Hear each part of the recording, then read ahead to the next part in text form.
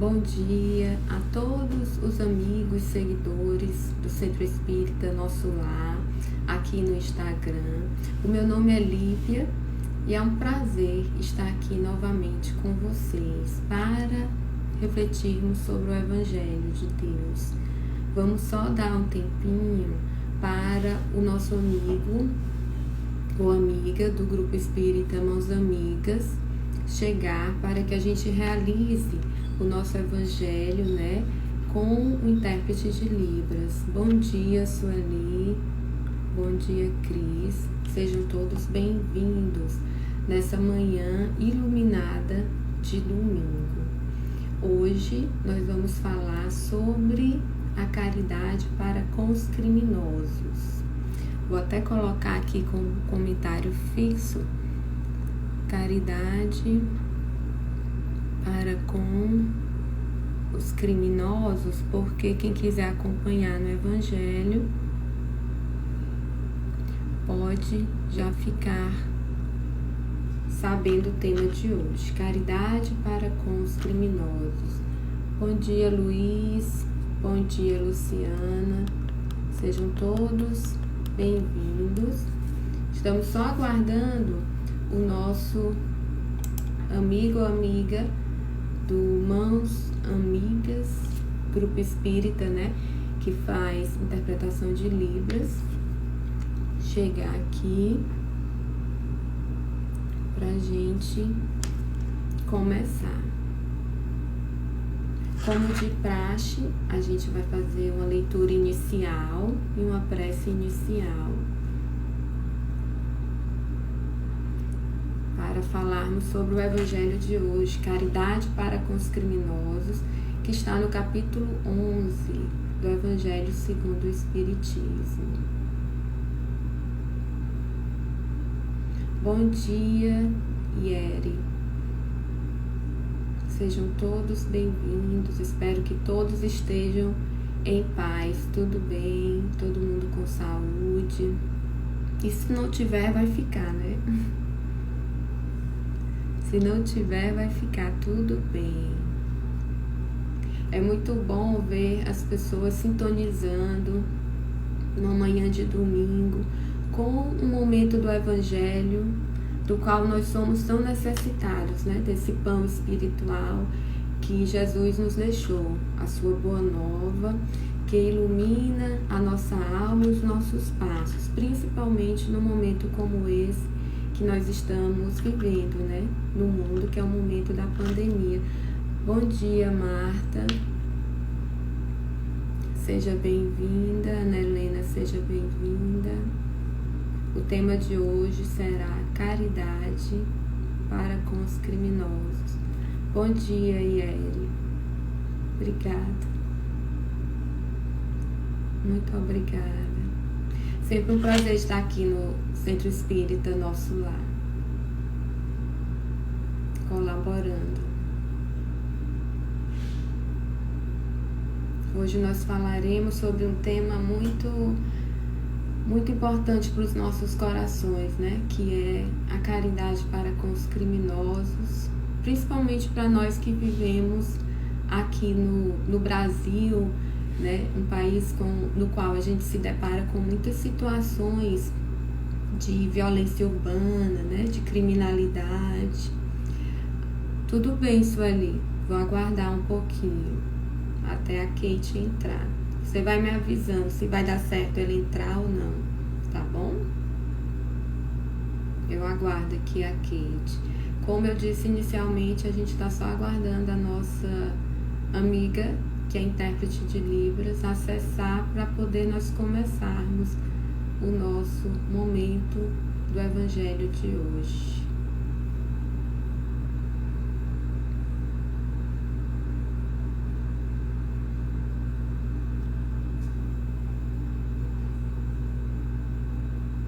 Tudo bem, a Sueli, nossa amiga, está pedindo para a gente começar a explanação, porque nossa amiga Kate não está conseguindo entrar. Sem problemas, tudo bem, tudo bem. Para começar, eu trouxe aqui uma leitura inicial que é do livro Palavras Palavras de Vida Eterna é um livro do Chico Xavier, psicografado por ele com mensagens do Espírito Emmanuel. Então, na mensagem 112 do livro Palavras de Vida Eterna, Emmanuel nos diz o seguinte: diante da justiça.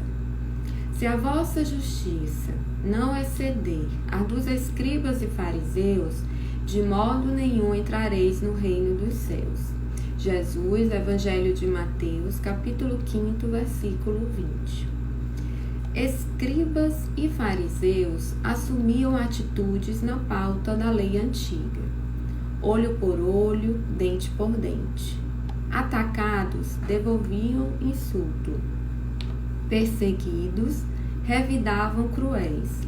Com Jesus, porém, a justiça fez-se a virtude de conferir a cada qual o que lhe compete, segundo a melhor consciência. Ele mesmo começou por aplicá-la a si próprio. Enredado nas trevas pela imprudência de Judas, não endossa condenação ou desforço. Abençoa-o e segue adiante, na certeza de que o amigo inconstante já carregava consigo mesmo infortúnio suficiente para chorar.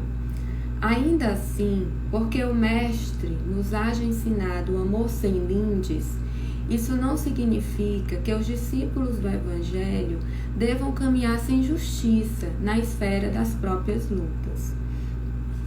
Apenas é forçoso considerar que, no padrão de Jesus, a justiça não agrava os problemas do devedor, reconhecendo-lhe, ao invés disso, as necessidades que o recomendam à compaixão, sem furtar-lhe as possibilidades de reajuste.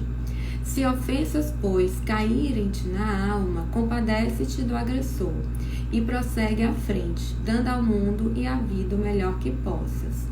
Aos que tombam na estrada, basta o ferimento da queda, e aos que fazem o mal, chega o fogo do remorso a comburir-lhes o coração.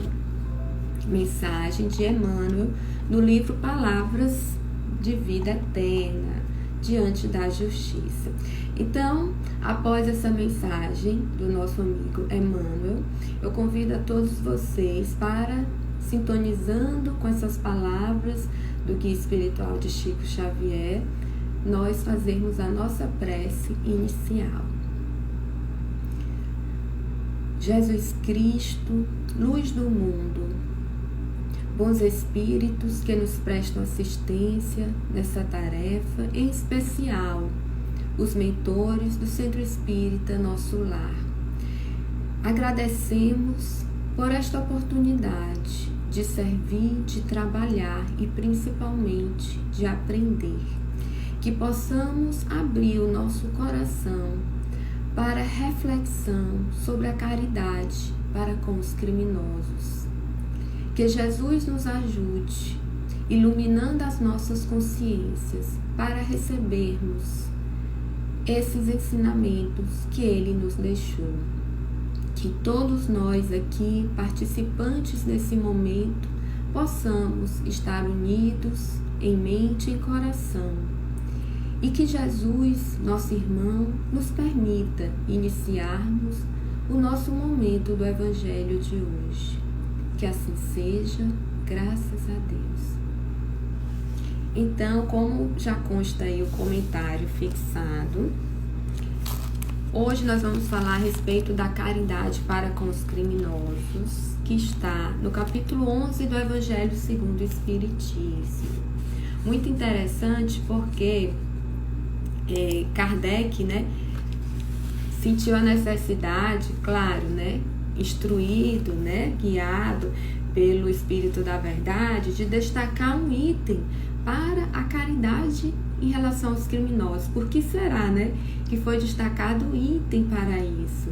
Porque na Terra nós nos deparamos naturalmente com esse tipo de situação, com a criminalidade, com os irmãos que ainda se comprazem nas estradas do crime, Infelizmente, nós sabemos que a Terra é um planeta ainda de provas e expiações em processo processo de transformação para a regeneração.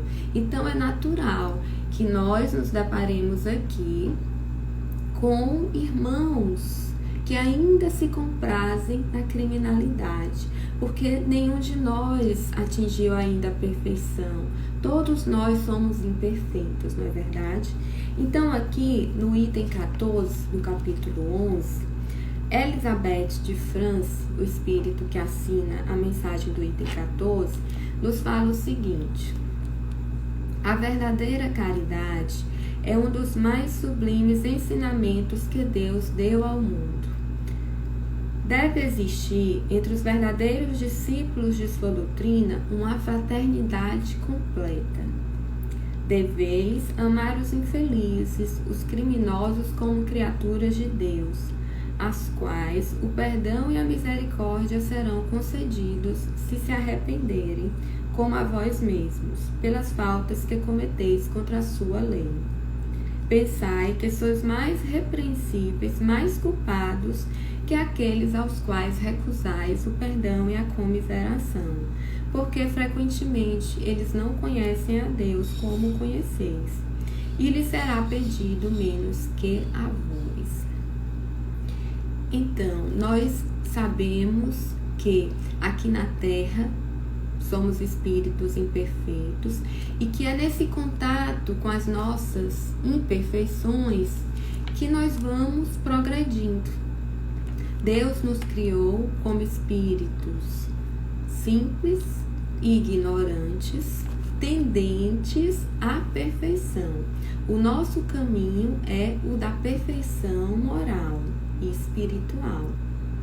Ocorre que durante essa trajetória, essa caminhada, muitas vezes nós tropeçamos, todos nós tropeçamos no mau uso do nosso livre-arbítrio, na nossa rebeldia. E o que ocorre? Nós causamos mal a alguém ou alguém nos faz mal.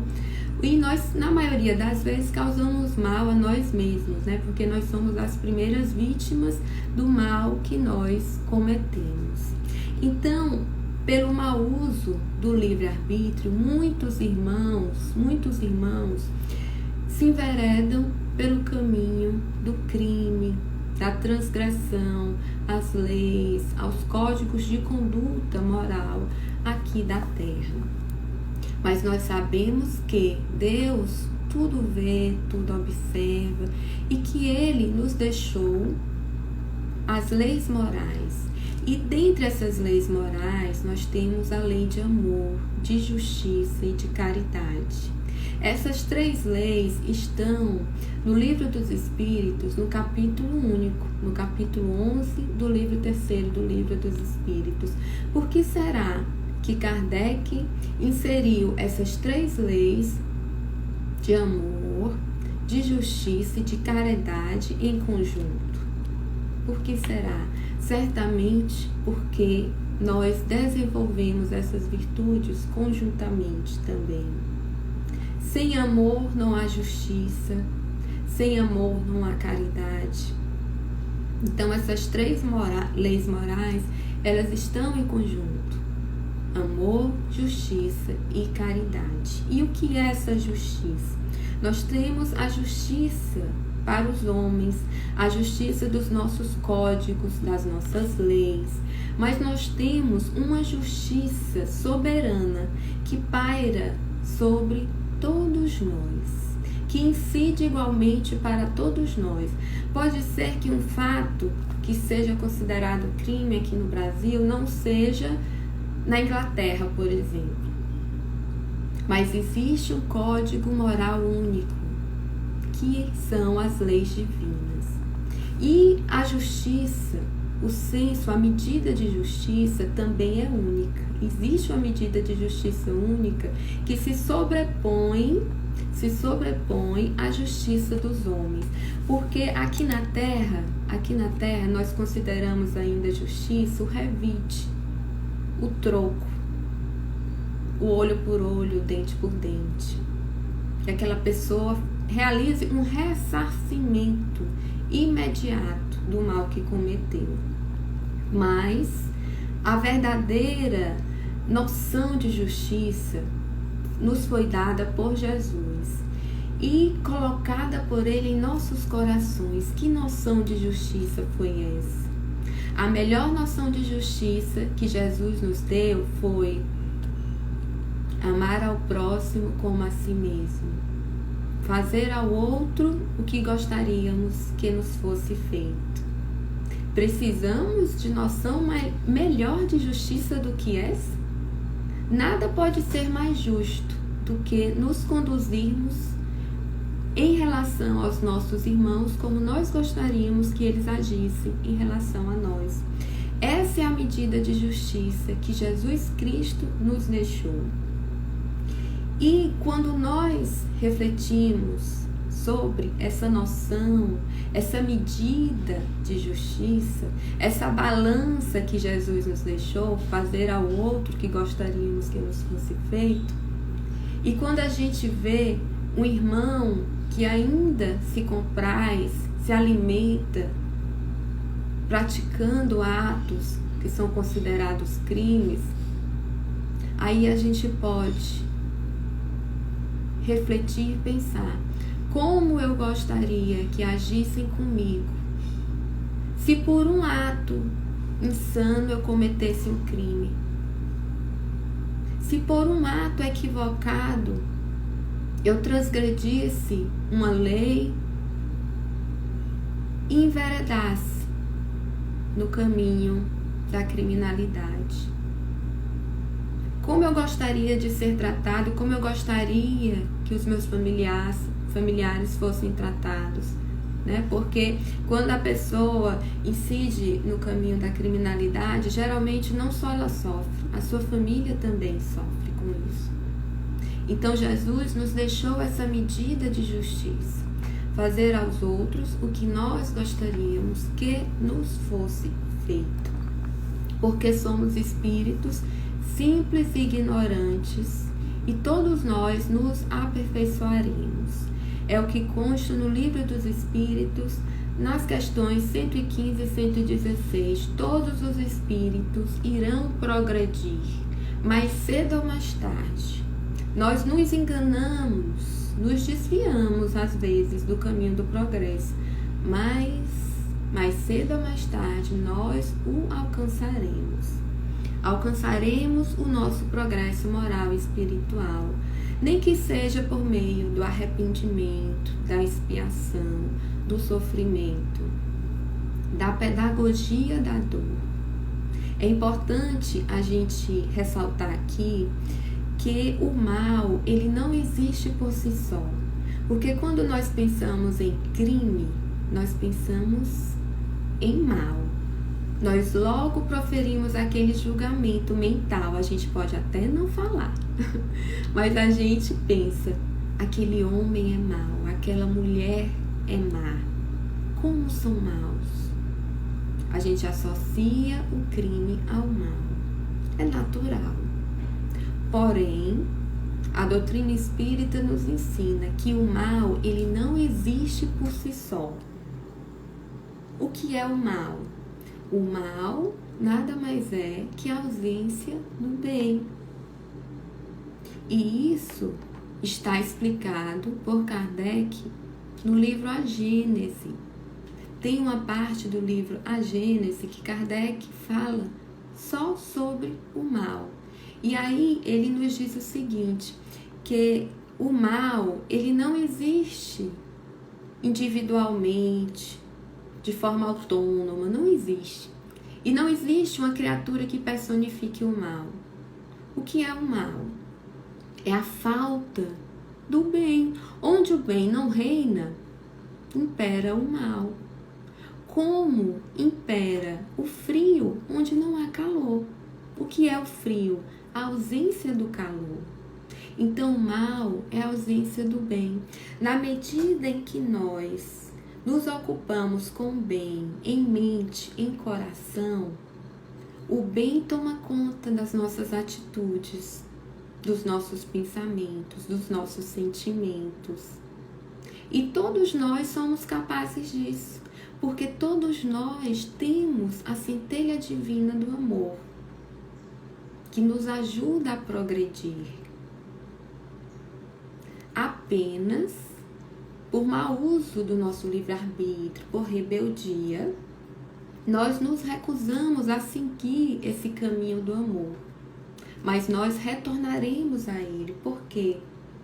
Porque quando a gente começa a sofrer as consequências dos nossos atos malévolos, ruins, prejudiciais aos outros, nós cansamos desse sofrimento. E é o mesmo que acontece com os nossos irmãos que se comprazem ainda na vida, na criminalidade.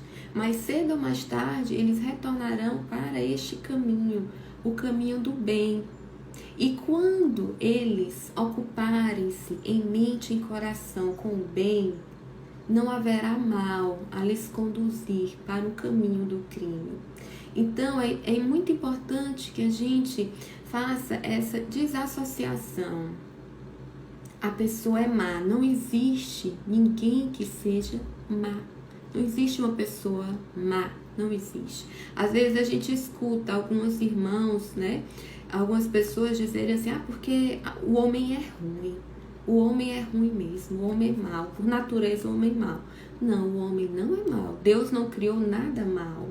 Porque Deus é a perfeição, é toda bondade, é toda justiça. Dele não sai nenhum mal. Então, como nós, criaturas divinas, seríamos maus? Mas, impossível, nós somos filhos de Deus. Não somos ruins. Momentaneamente, nós nos ocupamos com o mal, porque não nos ocupamos com o bem.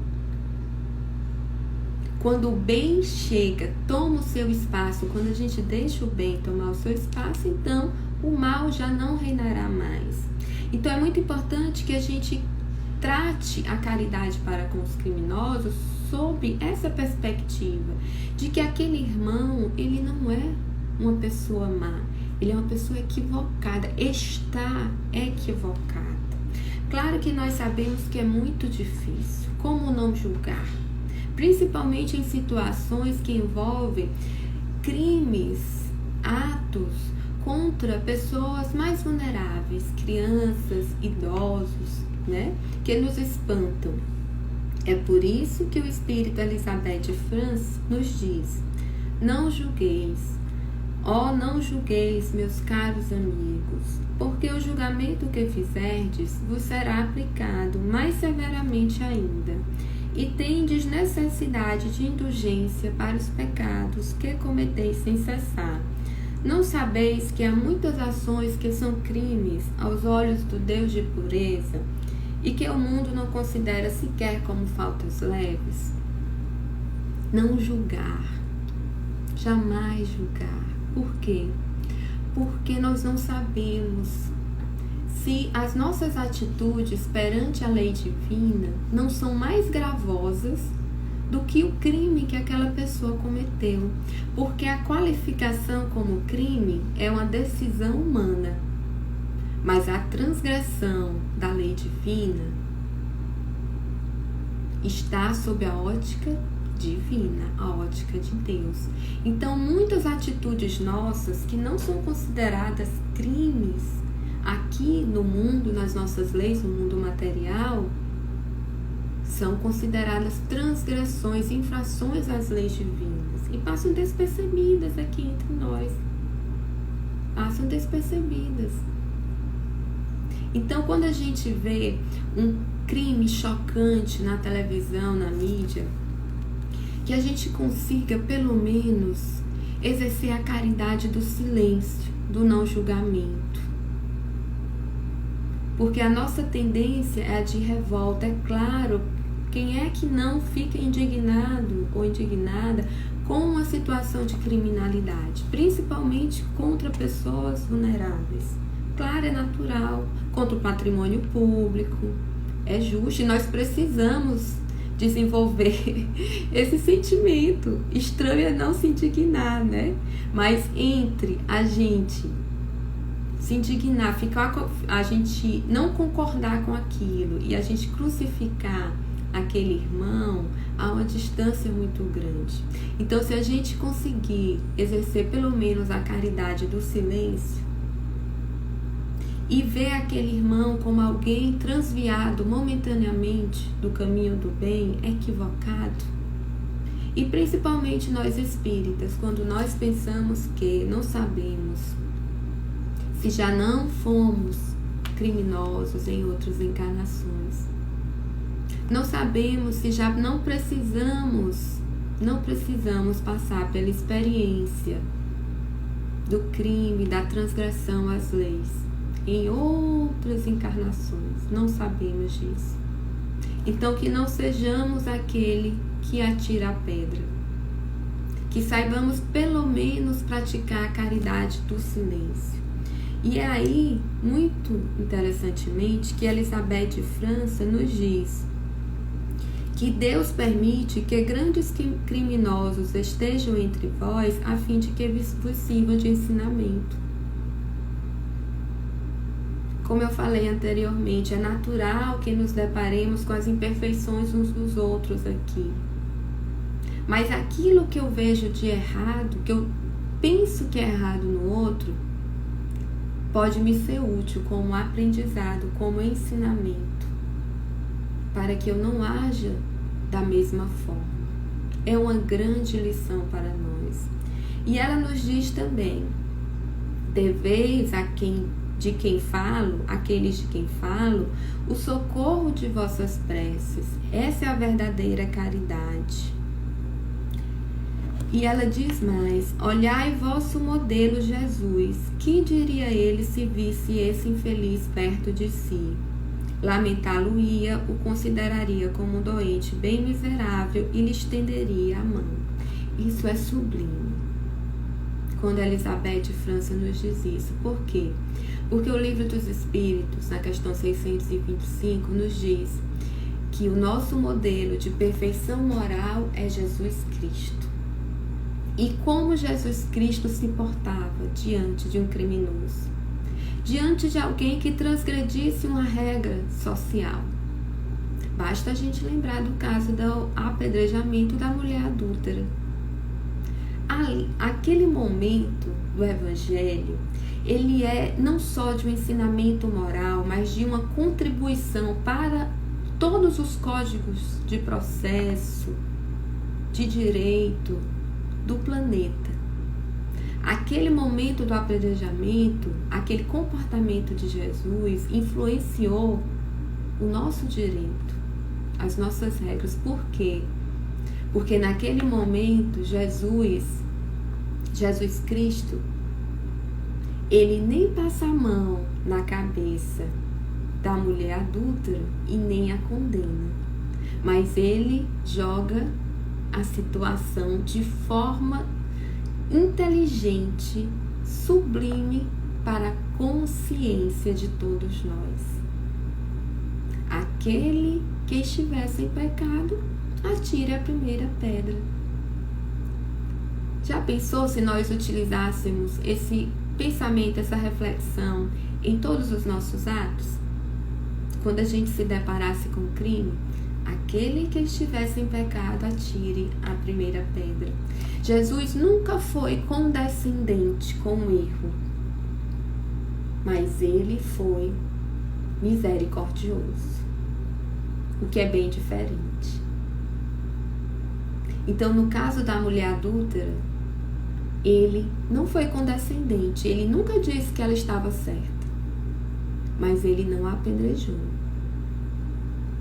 Não. Ele jogou para a consciência das outras pessoas. Qual grau de culpa as outras pessoas tinham naquela situação dela? E o homem que a fez cair em tentação? Os homens. Emmanuel diz isso no livro Pão Nosso, quando analisa a situação da mulher adúltera.